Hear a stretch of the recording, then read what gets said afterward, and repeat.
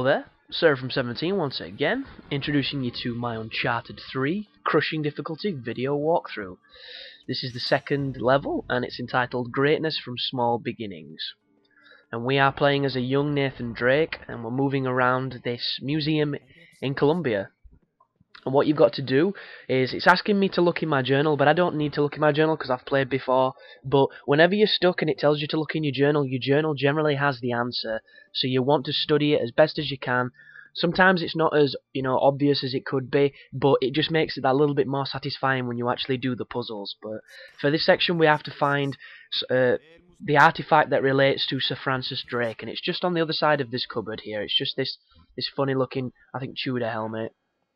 And then I've just trimmed the cutscene out there of a little bit happening inside the museum, which involved Sully over here messing about with a key. So what we've got to do now, we've got to follow him.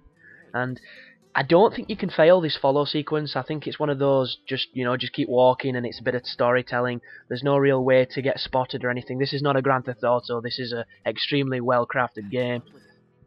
And when you push forward on this corner, it's going to introduce you to the cover mechanics, and it's almost like the tutorial level, this section. But I'm just going to take a moment to stop and just say, look at this game, man. Naughty Dogs do something when they make games, and it's kind of amazing when you consider that they came from pretty humble beginnings when they started on, a small and simple a small and simple platformer named Crash Bandicoot that ballooned into this massive franchise.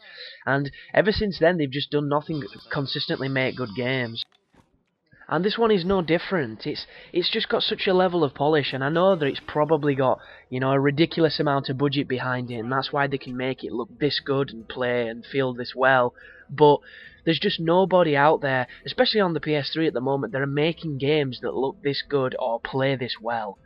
There's nobody. I mean, they're literally the Epic for Sony. The Sony's Epic. That's what they are.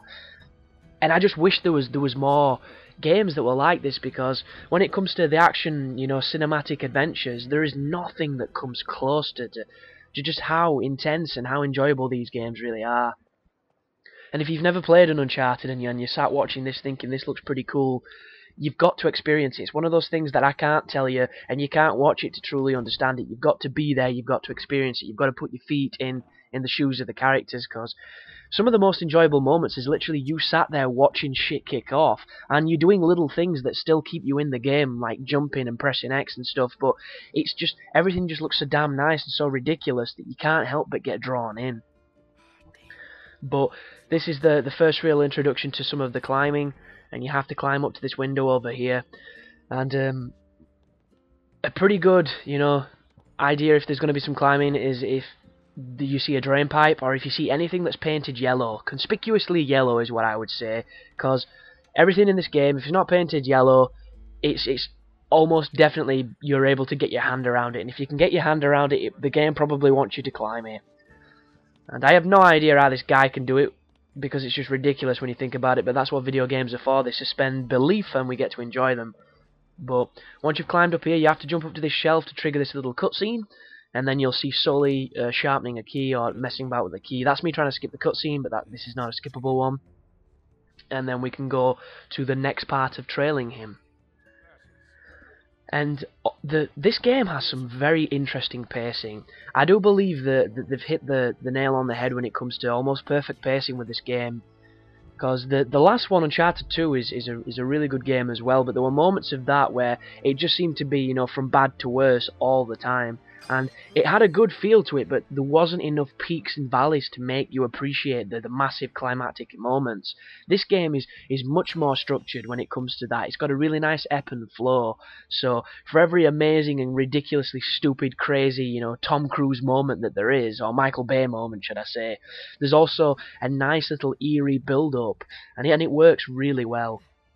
In fact, you'll play the first maybe 3-4 levels of this game without shooting your weapon, because that's when you get back to doing the shooting, and there is in fact a hell of a lot less shooting in this game than there was in previous Uncharted's, and to me that is fantastic news, because I believe these games are perfect on almost every angle except the shooting. and it's one of the things that really bugs me about this game and the games before it. The platforming is like a dream, the puzzle solving is like a dream, everything looks perfect, and then the shooting feels really loose. And I don't know if it's just me, it's just how I've always felt towards them. You aim your gun at people, the reticle's a little bit too big, you shoot, it misses even though you're spot on.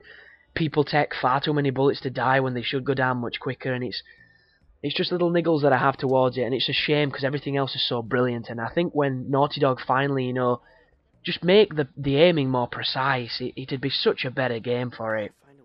But it's a very minor concern in the grand scheme of things, and that's the only things I can really put towards this game are minor concerns and minor complaints, because everything else is so damn tasty. But if you come over here, you'll trigger a cutscene, and that's the end of that level, people. So thanks for watching, and you take care now.